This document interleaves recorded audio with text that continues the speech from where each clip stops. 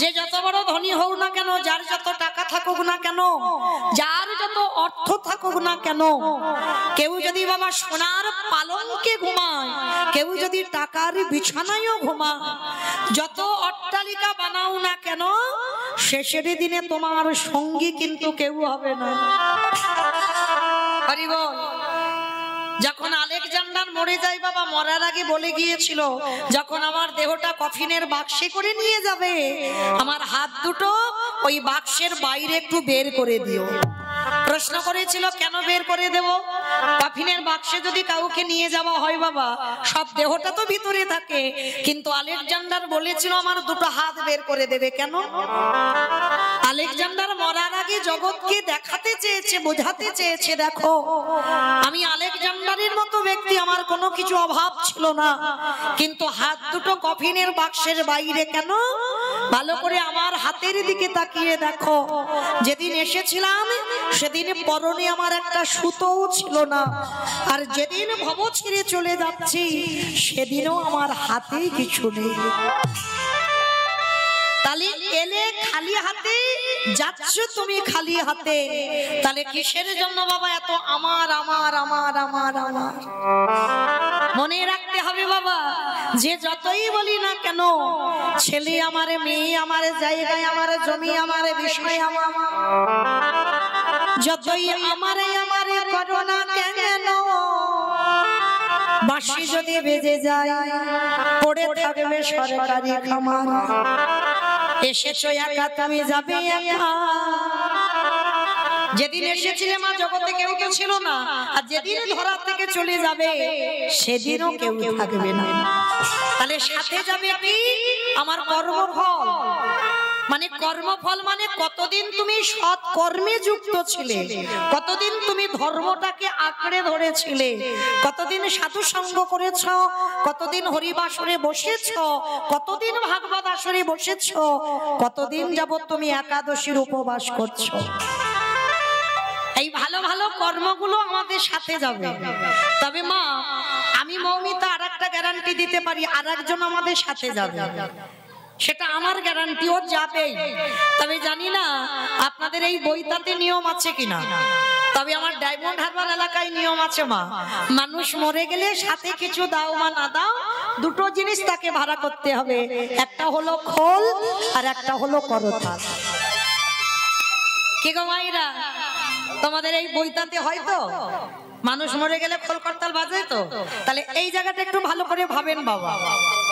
যখন আমরা দুর্গা পূজা করি, কালী পূজা করি, লক্ষ্মী পূজা, সরস্বতী পূজা, যাই পূজা হোক না কেন, যেদিন বিসর্জন হয় সেদিন তো বড় বড় ডিজে ডিজে বাজে।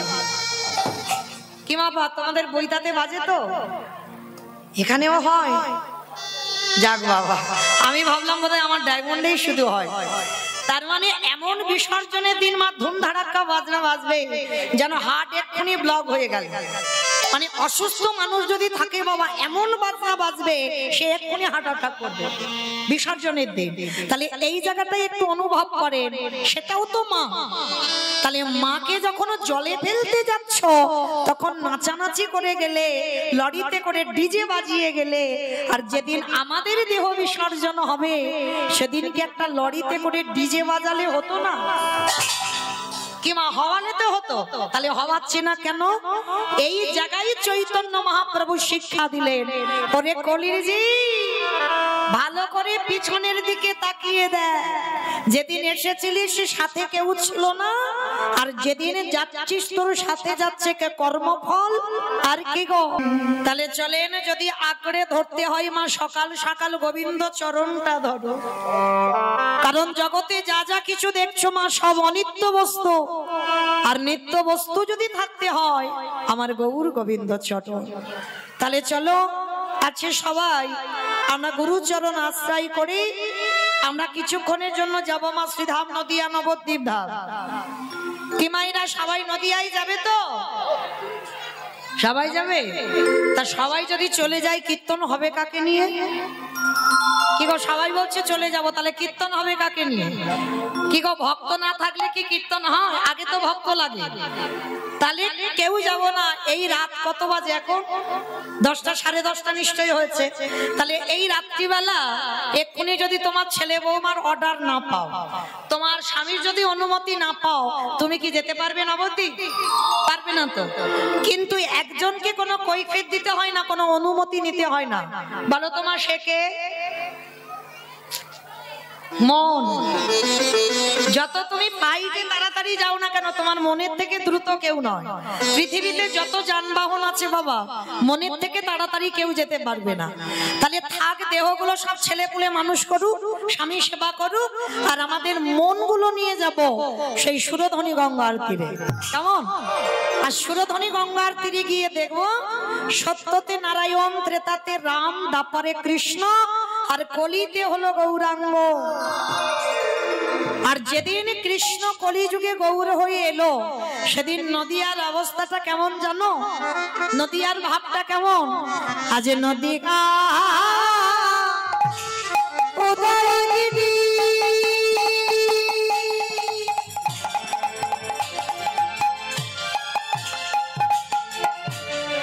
পরিণ চন্দ্র গৌর হরি,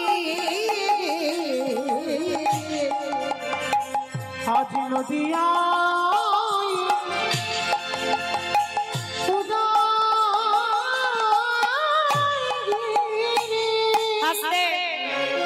আমাইরা কীর্তন শুনতে গেলে তোমার ভগবানের জন্য একটু কাজ করতে হয়। কাজগুলো কি কি জানো তো? আচ্ছা আগে বলো, তোমার চিনতে টিনতে অসুবিধা হচ্ছে না তো? অসুবিধা হচ্ছে না? মনে পড়ছে তো? 1 বছর আগে আমার ডাক্তারবাবু এনেছিল, আবার এনেছে। তাহলে 1 বছর আগে আমার রিহার্সাল দেওয়া আছে। কীর্তন শুনতে গেলে ভগবানের জন্য 3টে কাজ করতে হবে: শঙ্করধ্বনি, উলুধ্বনি, আর যাদের যাদের হাতগুলো এসেছে, যারা বাড়িতে রেখে এসেছো বলবো না, যাদের হাত হরিবাসরে এসেছে, কি মায়েরা সবার হাত আছে তো? যাদের যাদের আছে কই একবার দেখিয়ে দাও। আমাকে নয়, আমার ভগবানকে। নিতাই গৌর প্রেমানন্দে হরি বল, হরি বল। বাহ, তোমাইরা মাঝে মাঝে হাতগুলো ধসে ধসে যাচ্ছে কেন? এই ধসা রোগ ভালো নয়। আমার নাম মৌমিতা ঘোষ, আমার পদে পদে দোষ। এসেছি যখন হাত তুলিয়ে, তবে আমি ডায়মন্ড হারবারে ফিরবো, না হলে ফিরবো। তো চলো দেখি মাইরা একটু উলুধ্বনি দাও তো দেখি একবার। আজ নদী গা উদয়গিরি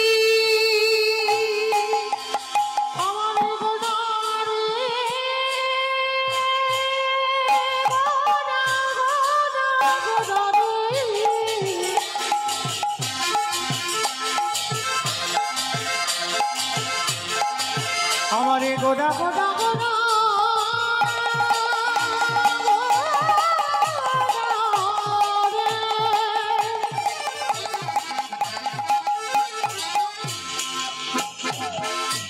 ওই নদিয়ার সাথে গোডা গোডা নিতাই গৌর আমারে গোডা দিয়ে হরি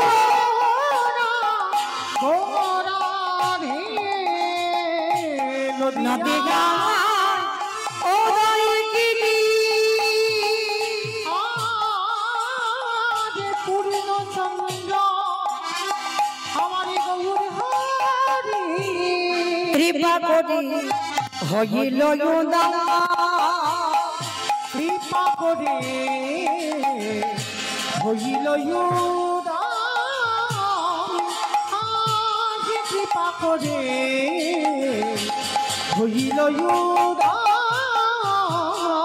ওই না সোনার নদিয়া গৌর উদয় মালা,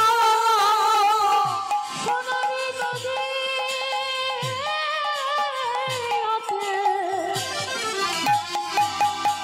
গৌরী উদয় হলো ওই না রাধে নয়া কথা বলে, নদীয়াতে উদয় হলো এই কলির জীবী উদ্ধারিতে নদীয়াতে উদয় মুখে হরি হরি হরি বলে। ওই নদীয়াতে নিতাই গৌর হরি বল। হরি বলে নদীয়াতে উদয় হলো নদীয়াতে উদয় হলো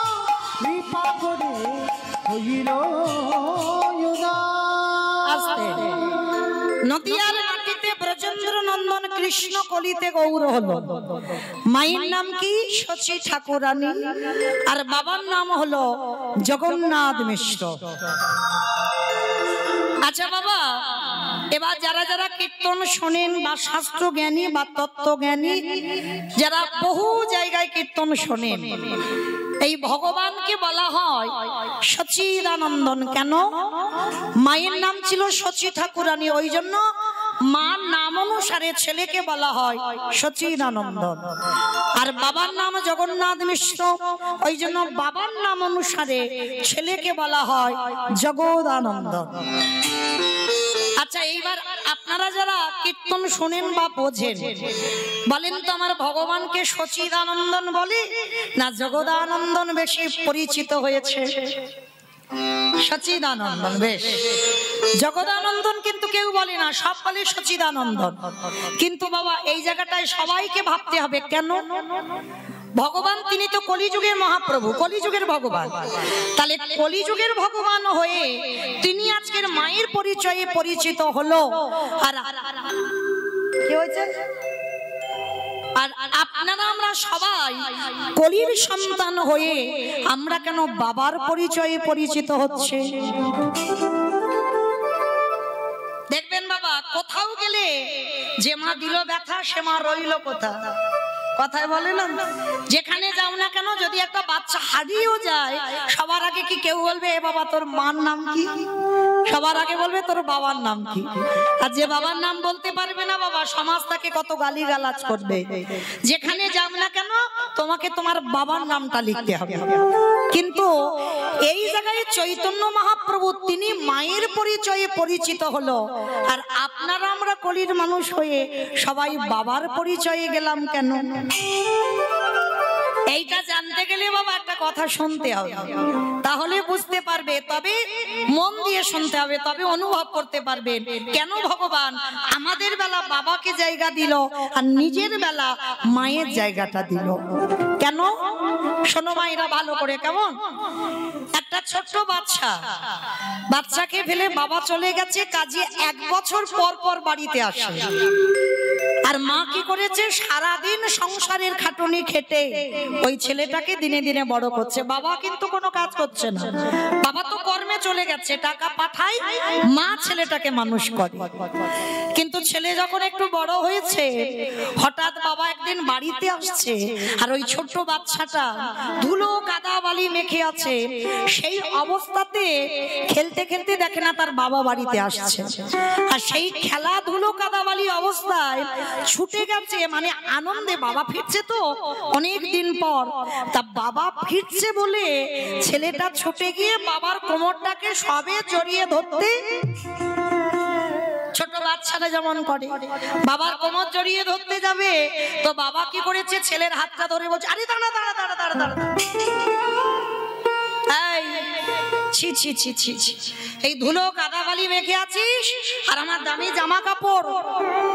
ধরো বাবা কথায় কথা বলছি, হয়তো দিল্লি বোম্বে থেকে ফিরছে, ফ্লাইটে করে ফিরেছে, ভালো দামি জামা কাপড় পরে আছে, আর ধুলো কাদাবালি গ্রামে ফিরছে।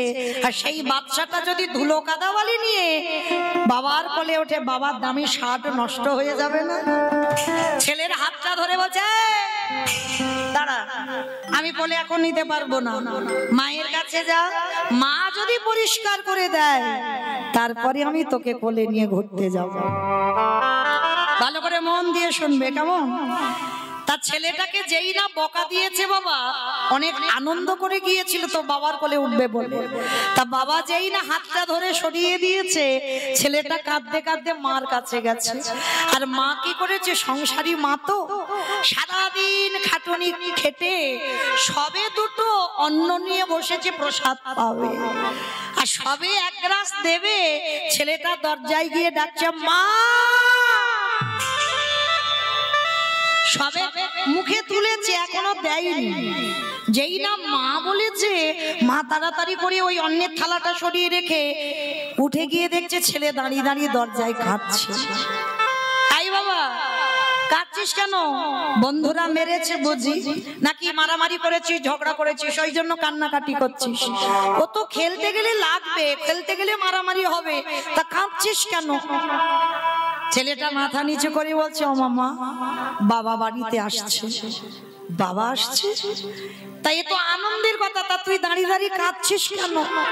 জানো মা, আমি একটু আনন্দ করি, আমার বন্ধুদের বাবার কোলে, কত বন্ধুরা কোলে চড়ে যায়, আমি একটু আদর করে বাবার কোলে উঠতে গেলাম, বাবা মানে হাত ধরে বললে, আমার দামি জামা কাপড় নষ্ট হবে, মার কাছে যা, পরিষ্কার হ, তারপরে তোকে কোলে নিয়ে যাব। মা যেই কথাটা শুনেছে না, সেই ধুলো কাদাবালি মেখে আছে ছেলে মা হৃদয়ে তুলে নিয়ে। মা বিচার করেনি যে ছেলে নোংরা মেখে আছে, বুকে তুলে নিয়েছে, নাক দিয়ে সর্দি ধরছে, মা নিজের আঁচলটা দিয়ে মুছিয়ে দিয়েছে। আর মুছিয়ে দিয়ে মায়ের কিন্তু খাওয়া হলো না, সে খাওয়ার থালাটা ফেলে রেখেছে। ছেলের হাত মুখ ধুইয়ে, ভালো জামা কাপড় পরিয়ে, কপালে একটা বড় করে কাজলের টিপ দিয়ে, পাউডার মাখিয়ে দিয়ে, এইবার ছেলেটাকে কোলে নিয়ে স্বামী ফিরেছে। স্বামীর কাছে গিয়ে বলছে, কি গো, ছেলেটা একটু আদর করে কোলে উঠতে গেল না, উনি বলে বড় কষ্ট পেয়েছে। যাও, তোমার সঙ্গে আমি পরে কথা বলবো, আগে ছেলেটাকে নিয়ে একটু গ্রামে ঘুরে এসো, তারপরে কথা হবে। মা পরিষ্কার করে যেই বাবার কোলে দিল, বাবা বাচ্চাটাকে কোলে করে নিয়ে ঘুরতে বেরিয়ে গেল। তত্ত্ব কি বললো? যারা শুনছেন, যারা অনুভব করছেন, কীর্তন মানে শুধু উপর থেকে গেলে হবে না বাবা, কীর্তন মানে নারকেল। কি গো, নারকেল দেখেছো মা? বাইরে একটা খসা, খসাটাকে ছাড়াবে, নারকেল পাবে, স্বাদ পাবে। ও বাবা, বাইরের থেকে ভিতরে আরো বেশি কঠিন। সে নারকেলটাকে ফাটাতে হবে, তবে যদি শ্বাসটা টেনে বের করে খেতে পারো, তবে তুমি স্বাদ পাবে। এই কীর্তন জিনিসটা এইরকম, যারা শুনলেন, অনুভব কি কিছু করেছেন? করেননি। তাহলে আমি বলে দিই, বাবা হলো ভগবান, যে যার ঘরের বাবা হলো ভগবান, আরে মা হলো গুরু রূপী। ওই মা গুরুর কাছে যতক্ষণ না পরিষ্কার হবে, পরমাত্মা রূপী ভগবান কোনোদিনে তোমার কোলে ধরতে পারবে না। যে যাই জায়গায় ছুটোছুটি করো না কেন, তুমি সরাসরি ভগবানের কৃপা পেতে পারো না, সরাসরি তুমি ভগবানের কোলে উঠতে পারো না। ওই গুরু রূপী মার কাছে যাও, ওই মা যদি তোমার পরিষ্কার করে দেয়, আরে বাবার কোলে যদি তুলে দেয়, তবে বিশ্ব পিতা রূপী ভগবান তোমার কোলে নিয়ে ঘুরতে যাবে। এটা হলো একটা তথ্য। আর একটা তথ্য কি, ভালো করে ভাবেন। ভগবান চিন্তা করলো, বাবা ছেলে নোংরা মেখে আছে বলে কোলে নিল না, কিন্তু মা কিন্তু বিচার করছে না। মা ভালোবাসে, বাবা ভালোবাসে, কিন্তু দুজনের ভালোবাসা তফাৎ। কেউ রেগে যাও আর চটে যাও, যাই করো না কেন বাবা, এটা বাস্তব। মা ভালোবাসে, বাবা ভালোবাসে, দুজনে ভালোবাসে, কিন্তু তফাৎ কিরকম? বাবার ভালোবাসা হলো একটু ঐশ্বর্যে, আর মায়ের ভালোবাসা হলো একটু মাধুর্যে। তাই তো মা নোংরা বিচার করলো না, কিন্তু বাবা নোংরা বিচার করলো, কাদা মেখে আছে বলে কোলে নিল না।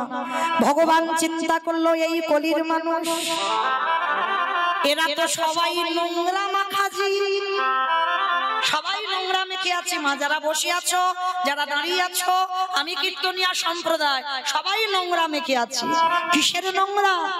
কাম কাঞ্চনে আসক্ত, বিষয়ে বিষয়ে আসক্ত। এ ছেলে আমার, মেয়ে আমার, ঘর আমার, বাড়ি আমার, গাড়ি আমার, এই আমার আমার ময়লার বসন হৃদয়ে চেপে আছে। এগুলো হচ্ছে ময়লা। তাহলে ছেলে ময়লা মেখেছিল বলে বাবা তো নিতে পারলো না। ভগবান চিন্তা করলো, আমি যদি বাবার পরিচয়ে পরিচিত হই, এই কলির ছেলে মেয়েরা এরা যে নোংরা মেখে আছে, তাহলে এদেরকে আমি কোলে নিয়ে উদ্ধার করবো কেমন করে? কিন্তু মা ধুলো বিচার করে না। তাই তো চৈতন্য মহাপ্রভু সিদ্ধান্ত দিল, আমি কলিযুগে যাব, মায়ের পরিচয়ে পরিচিত হয়ে মা যেমন সন্তানের নোংরা ধুলো বিচার করে না, সহজে মা কোলে করে নিয়ে নেয়, ঠিক তদ্রূপ গৌরাঙ্গ মহাপ্রভু আজকের মাতৃ স্বরূপে এসেছে। এই কলির মানুষ আমরা সবাই সন্তান সম। আর মা যেমন ছেলেকে কোলে নেয়, নোংরা ধুলো বিচার করে না, আমার গৌরাঙ্গ মহাপ্রভু সচিদানন্দন গৌরাঙ্গ সুন্দর হয়ে, কারণ মা তারা জেনেছে, তারা বুঝেছে এটা কলিযুগ। কলিযুগে আমরা যে যাই করি না কেন, যাগযজ্ঞ নয়, ব্রত পূজা নয়, ধ্যান তপস্যা নয়। চৈতন্য মহাপ্রভু বললেন কলির মানুষ যদি যজ্ঞ অনুষ্ঠান না করে তাতে অসুবিধা হবে না। চৈতন্য মহাপ্রভু বললেন কেউ যদি পুজো অর্চনা না করে তাতেও অসুবিধা হবে না, কেউ যদি বার ব্রত না করে তাতেও অসুবিধা হবে না, কিন্তু বছর অন্তর কলির মানুষকে একটাই পথ বেছে নিতে হবে। সেটা কি? আমার কথা নয় বাবা, হরিরি নাম হরিরি নাম হরিরি নামৈব কেবলম কেবলম কলকনাস্তে নাস্তে নাস্তে গতির গতিরা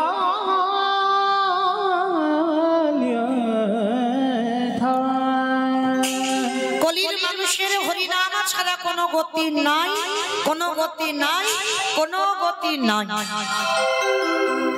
কি মাইরা আপনারা প্রশ্ন করবেন, মৌমিতা ও তো সব কীর্তনিয়ারা বলে যায়, বলে হরিনাম গাও, হরিনাম শোনো, একাদশী করো, তুলসী গাছে জল দাও, ভগবানের চরণে তুলসী দাও, ও ছাড়া তোমার জীবনে কোনো রাস্তা নাই, কোনো গতিও নাই। কিন্তু বাবা কীর্তনিয়ারা যেটাই বলবে যে সেটা সবটা ঠিক হবে না। কীর্তনিয়ারা যেটা বলবে সেটা একটু হৃদয়ঙ্গ করতে হবে, অনুভব করতে হবে। যে কথাটা বললাম ওটা কি সত্যি ঠিক হয়, ওটা কি বাস্তবের সঙ্গে মিলবে না মিলবে না, আগে মেলাতে হবে। তাহলে এই যে কীর্তনিয়ারা বলছে বাবা হরিনাম ছাড়া গতি নাই, সত্যি কি গতি আছে মা? এই হরিনামে যাবে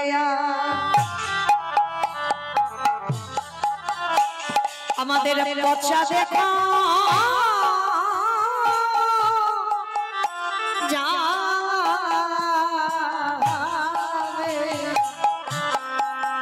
যেদিনে ভবতারে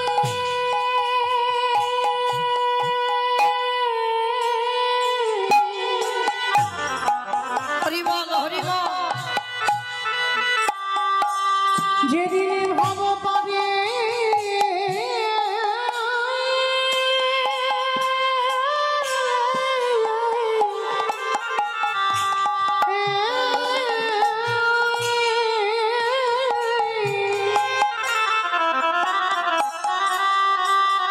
যেদিনে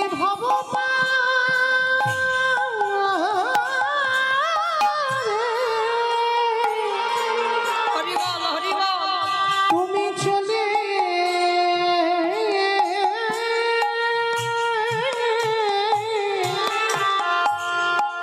চলে যাবে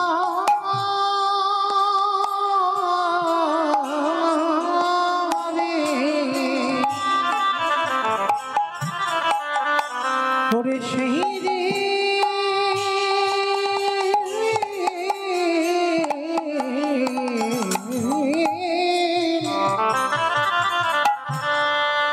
সেই দিনে নামে যাবে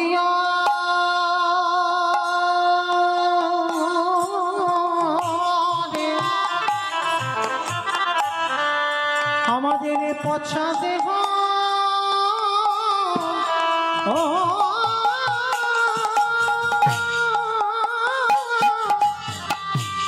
দেহ যাবে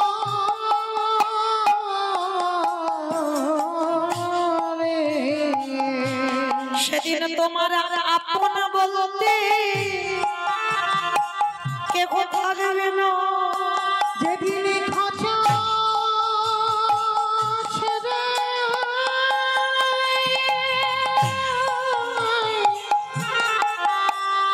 এই প্রাণ পাখি চলে যাবে আমাদের কারণ কৃষ্ণ ভজ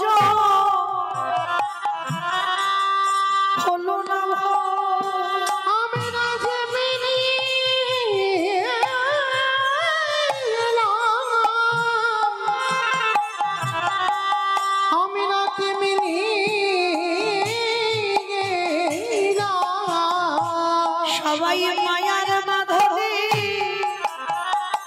ভক্তি হলো আমাদের কৃষ্ণ ভজন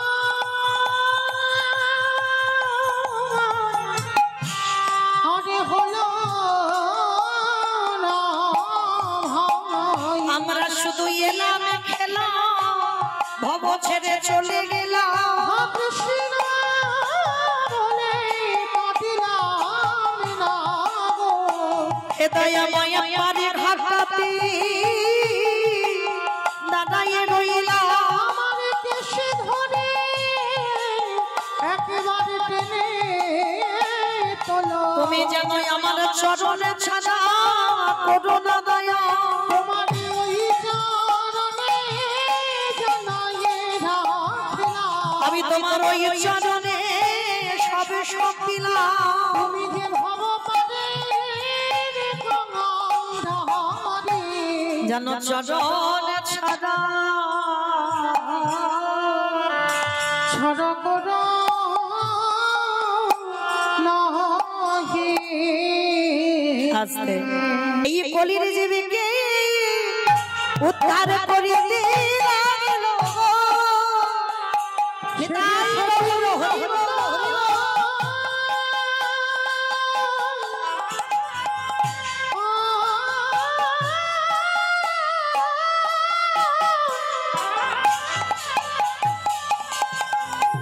ওতে শশীর নন্দ গৌরে হয়ে এই কলি জীবিকে উদ্ধারে করিতে আইল। আস্তে তাহলে মা বুঝলাম আমরা সবাই যার জন্য ভগবান নাম নিয়েছেন সচিদানন্দ আমরা বলি সচিদানন্দন গৌরাঙ্গ সুন্দর। আচ্ছা বলো তোমা সংসার সুখের হয় পুরুষের গুণে পুরুষের গুণে রমণীর গুণে বেশ তাহলে এই যে বড়াই করে বলছো সংসার সুখের হয় রমণীর